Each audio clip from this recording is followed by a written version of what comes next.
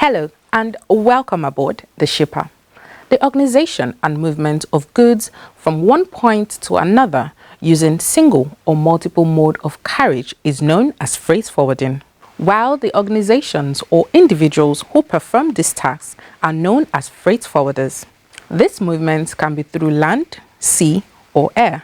This very important aspect of local and international movement of goods, the people behind it, and all it entails, we shall unravel in this episode. Grab a seat, a cold drink, and possibly a notepad while we go on a short break. For more than 5 decades, we have empowered and protected the interests of shippers in the nation's maritime industry. Our focus is to facilitate trade, regulate tariffs and rates, as well as handle shippers' complaints on cargo losses, damage and non-delivery. We offer dispute resolution mechanism for shipping and trade disputes between shippers and service providers. We are Nigerian Shippers Council, Nigeria's port economic regulator, your gateway to a thriving maritime sector. Nigerian Shippers Council will meet you at the port of your need. Welcome back. You are watching The Shipper, the go-to program for authentic and up-to-date information on the maritime sector. It's proudly brought to you by the nation's port economic regulator, Nigerian Shippers Council. I am Abike Ido. Freight forwarding plays a vital role in ensuring the seamless transportation of goods across borders, connecting manufacturers, suppliers, and consumers worldwide. Behind every successful trade transaction is a freight forwarder, navigating complex logistics, documentation, and custom regulations to keep commerce moving. But what exactly does this process involve? What challenges do freight forwarders face, and how do they overcome them? Let's find out in these reports compiled by the Shippers Correspondents and presented by Lucy Iyambi. Freight forwarding as an organized profession has been in existence in Nigeria as far back as the 1800s, when the need to move large quantities of the cash crops like groundnuts arose. Early freight forwarders were basically responsible for negotiating with owners of ocean-going vessels and captains of ships for best rates, and also helping port authorities organize the logistics of the movement of goods. The advent of air travel and containerization, which came later, not only revolutionized the way goods were transported, it also recognized freight forwarding as an important player in the global supply chain. In any economy, we are the barometer to ascertain the economic activities in that very particular location. But once the freight forwarder is not well positioned, like part of the challenges we have been facing, not being, having a lot of space to operate and the recognition that is required. The custom clearance is part of the traditional role of a freight forwarder, right from time before we metamorphose to freight forwarding. You understand? So in some countries today, they are still using issue of clearing and forwarding and all that, but internationally acceptable name is that freight forwarding. Freight forwarder is someone who clears cargo from the port. Well, we sometimes call them agents, clearing agents.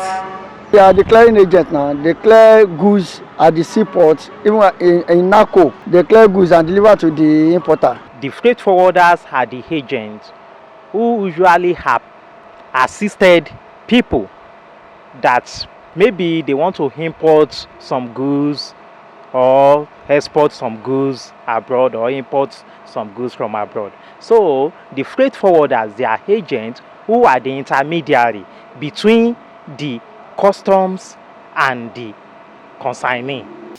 A freight forwarder is that person or that company, that individual, who is trained to carry out the movement of cargo from point A to point B, observing all the formalities like customs, brokerage, insurance, banks, and to get that goods to the owner's warehouse in good condition and at a competitive cost. In other words, the service covers from the point that goods or that product is manufactured, either dig out from the farm or manufactured in the warehouse, to the time, including packaging, there are works of freight forwarders. By the time the goods were packaged and loaded to a truck, maybe a tramp, for inward transmission to either to container, where the goods will be stuffed, loaded on a truck or on a train, and taken to the seaport, where the container is eventually put on board vessel. Until it gets to the destination port, you observe the formalities, which here in local finance we call clearing and forwarding. Clearing. You bring it out and then take it to the owner's warehouse. Observing the roads, including the insurance, that is the work of a freight forwarder. The freight forwarders has very much value to give than to take. Because when you talk of federal government realizing 1 trillion revenue per year during the customs review or customs push in regards to showcasing what actually they have made for the year, it's the freight forwarder that makes this money. By implication, nations are trading with Nigeria. They are not spirits that are trading with each other. Individuals, interfaces with each other. Relationships are developed over time. Okay? No wonder even Nigeria goes into bilateral, multilateral relations. And this is based on the trade engagements between Nigeria and other nations. See, with the presence of freight forwarding in Nigeria, industries are developed because they are involved in moving raw materials from countries of origin to countries of destination. They are doing a lot. And so government needs to take a second look at the freight forwarding business. I can tell you that business is playing a critical role in developing the nation's economy. Prince Olusegun Odunton, Vice President, Association of Nigeria Licensed Customs Agents, ANALCA, speaks further on the qualifications required of a freight forwarder. The entry point is you can do your diploma. The diploma is available in some universities. But the practical knowledge is more. And importantly, you have to be educated. You can have a PhD in other disciplines, but you have to know the nitty-gritty. Apart from paper qualification, you have to submit yourself to do the practical. This is a professional work, and people are fully integrated, and they went to school to make it happen. Professor Bamidele Badejo, Chairman, Lagos State Professional Endowment on Transport and Logistics Studies, School of Transport and Logistics, Lagos State University, in his contribution defined who freight forwarders are, as well as the roles they play in the movement of goods. Freight forwarding is now associated with international business, whereby goods are exported or imported to our country. Freight forwarding involves different layers of activities, and because of the complex nature of trade, commerce, and other businesses, freight forwarding must, by compulsion, zero down how those layers function. So, for example, if you say you are involved in freight forwarding, are you involved in water freight forwarding? Is it maritime? Is it aviation? Is it rail? Is it road? Irrespective of the mode of transport involved, freight forwarding is unique. Dr. Alban Igwe, a seasoned transportation consultant and member, Board of Directors, Chartered Institute of Logistics and Transport, spoke on how to manage and address the risks involved in the movement of goods in transit. The first thing is that you must insure every cargo. That is, you are trying to manage risk. So all the cargo moving on the road, on the air, on the sea must have some insurance because of eventualities. Now, another one is you have to cover your carriage by a contract. Your contract defines what is likely to happen in the event of the eventualities. So if you don't cover it, we have the Incoterms, we have other legal regimes covering movement by sea, by air, that's HBC rules. There are rules that actually define how much is going to pay if you lose a certain amount of cargo in transit. So it is contractual. So you have to go by the terms of the contract. And it's the freight forwarder who is, I call him a gatekeeper. Why do I call him a gatekeeper? The freight forwarder can declare atomic bomb as bread, okay? He can let things come into this country that otherwise shouldn't come into this country. So government should pay attention.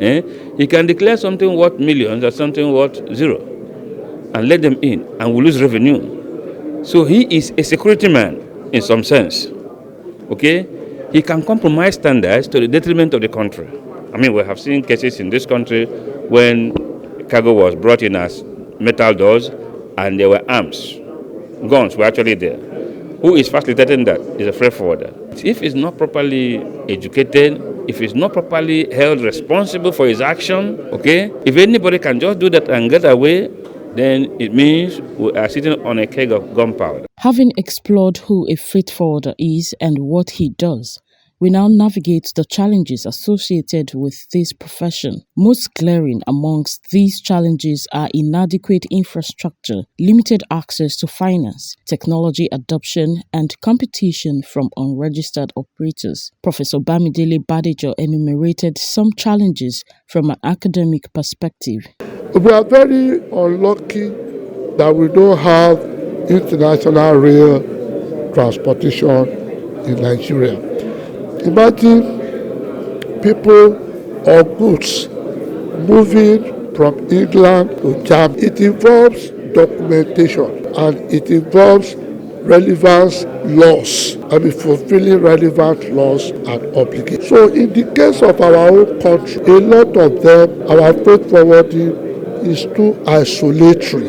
That is, it's not well coordinated. And therefore, the expected international best practices are yet first. So efforts have been made to make sure that we continuously improve on our freight forwarding businesses, regulations, and other infrastructural requirements. But there are still more things to be done. Prince Chibuike Chukwu, a clearing agent, gives an insight into some challenges being faced by practitioners of the freight forwarding profession and an array of other issues. First of all, you must procure a Form M. When you get a Form M, you proceed for a purchase of your goods. In that Form M, there will be items listed. So that Form M, you send it through the bank. The bank will link customs. Custom will register it. It will be in the system. After that, you purchase your goods. When you purchase your goods, you get your invoice. We call it final document. So in freight forwarding, the language you use is final document. That's an invoice. When you get your invoice, then you go for shipping. When you ship your goods, you obtain what is called bill of lading. Bill of lading is the manifest that shows you have consignment, you have goods. These are documents related to the process. During the time of DICO, the former CG, they said it's 48 hours clearance. They want to compete with international communities. But that, you see, some people will try to frustrate that effort. So during the time of Osibanjo organized the committee, direct from his office, report direct to his office. But people frustrated the idea. They did it just 2 weeks. The DSS will be on ground. Before custom goes inside the terminal to examine the cargo, he will sign for them to know the time of his coming in or her coming in. So they were picking all those things. After some time, the thing died off. Ideas died off. The DSS was at the point of the gate, entrance of the gate. The customs was there. The record, DSS take their report. Customs take their report. After some time, barely 2 months or 3 months, the thing died off. Dr. Osita Chukwu, a freight forwarder with well over 30 years experience, weighed in on how freight forwarders leverage technology to streamline their operations. There are computer applications in freight forwarding. Before, we pay the custom duties and pay freight duties, the counter. But now I can stay here and pay my freight. I can stay here and pay custom duty. Here I'm with you. I can stay here and receive the automatic confirmation of the payment I made. So that's showing you that technology has even embraced it and make it so faster and seamless, so as we could be able to, not even undermining the perception of maybe some people across there, but listening now that it's a very, very robust and a very, very effective business that anyone would like to learn and be into. Dr. Bashir Ambi, head of Complaint Unit, Nigerian Shippers Council, emphasized the importance of freight forwarders to register with Council for the Regulation of Freight Forwarding in Nigeria, CRFFN. He noted that NSC, through Complaint Unit, carries out mediatory role for freight forwarders through series of interventions in cases that involve freight forwarders and consignees. They are very critical stakeholders. We appreciate them. We are always having complaint against them. Thank God we have been having changing environment with Shippers Council intervention as a regulator. Changing environment in the sense that majority of them, quite a number of them, are conforming, are adhering with what Shippers Council is asking them to do. So we want them to be more professional. They should imbibe the culture of technology in discharging their shipping business. We can confidently say this program has been enlightening, as many aspects of this widely heard about profession have been laid bare. As a matter of fact, freight forwarders are the live wire in the transport and logistics chain management. Therefore, the practitioners should be supported with appropriate policy framework and friendly environment of operations to aid their clearance and documentation processes at the port.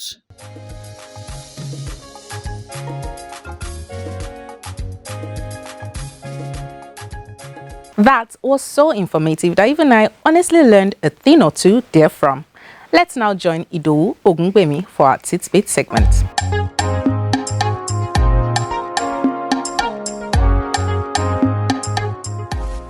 Hello and welcome to the Titbit segment of The Shipper.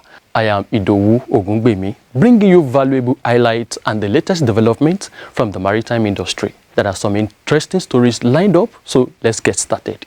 Nigerian Shippers Council has reiterated its commitment to improving port efficiency and ensuring fair regulations in the maritime sector. Speaking during a courtesy visit by the management of on a multipurpose terminal to NSC headquarters in Lagos, Executive Secretary CEO Dr. Pius Akuta MON praised the company's investment in Nigeria's economy and assured them of the council's support. Your visit to us this morning is quite instructive to the extent that you are new, you just resumed your work in Nigeria today. And for you to take out time to visit us here, we quite appreciate that initiative. It shows the essence of collaboration, that we cannot do it alone, you cannot do it alone. We have to work together to be able to achieve the mandates that have been set for us, even as public sector, and also for you who have invested in this sector.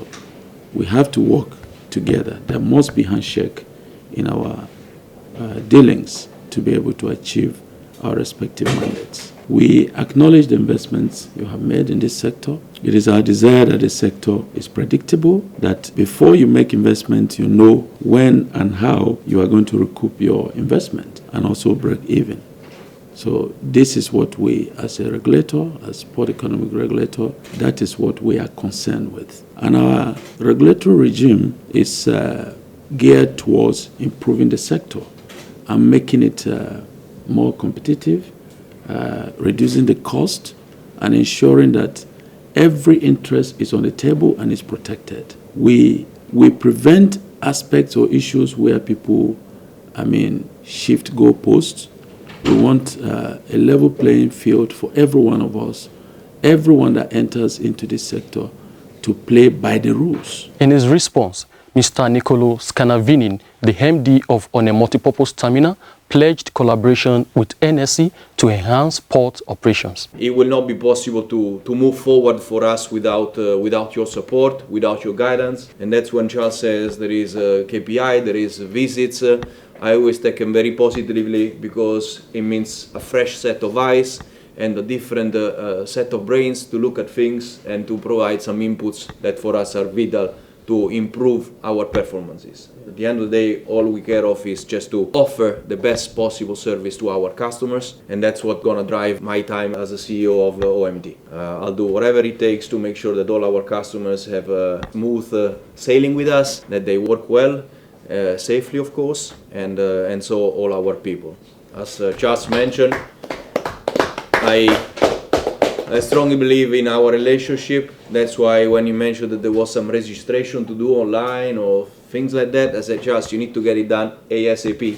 I don't accept any more delays, any more excuses, and the IT. If there is a problem with the IT, we help solve the problems with the IT. No problem, we do it.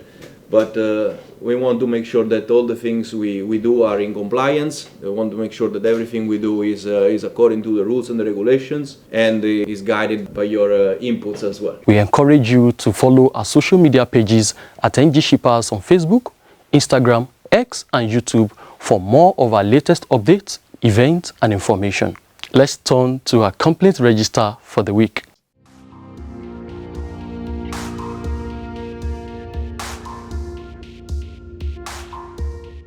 Nigerian Shippers Council has received 2 complaints.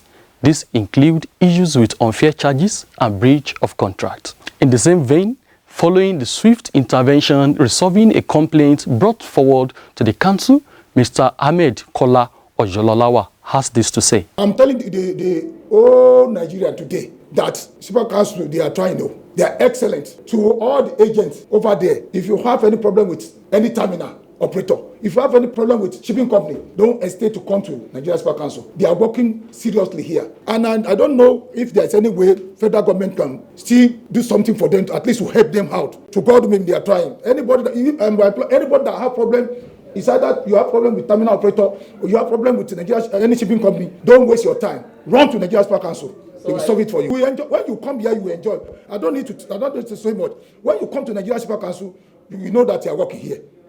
I don't know of other sectors, but Nigeria Shippers Council, no, excellent. I give it to them. We urge our stakeholders to visit our website at www.shipperscouncil.gov.ng for more information or to lodge their concerns. Now, let's talk about the international maritime sector. The port of Tanjung Pelapas in Malaysia has successfully conducted its first simultaneous operation of liquefied natural gas bunkering. This transfer involved the ship-to-ship bunkering of LNG from the bunker vessel MT Paulina and the Hapag-Lloyd operator vessel Bangkok Express. The initiative was conducted in collaboration with Petco Trading Labuan Co. Limited and Hapag-Lloyd. This reduces the time vessels spend in port, maximizing efficiency and reducing operational costs. That wraps up this week's edition of Titbit on the Shipper. Thank you for tuning in. Join us again next week for more insight from the maritime world. For more than 5 decades, we have empowered and protected the interests of shippers in the nation's maritime industry. Our focus is to facilitate trade, regulate tariffs and rates, as well as handle shippers' complaints on cargo losses, damage and non-delivery. We offer dispute resolution mechanism for shipping and trade disputes between shippers and service providers. We are Nigerian Shippers Council, Nigeria's port economic regulator, your gateway to a thriving maritime sector. Nigerian Shippers Council will meet you at the port of your need. Little else invigorates like the acquisition of knowledge, knowing that with knowledge comes power. On this note, we come to the end of this voyage and thus dropping anchor here. Do make it a point to join us on our next journey. In the meantime, follow us on all our social media pages at NG Shippers for more updates and have a swimmingly great week ahead. Goodbye.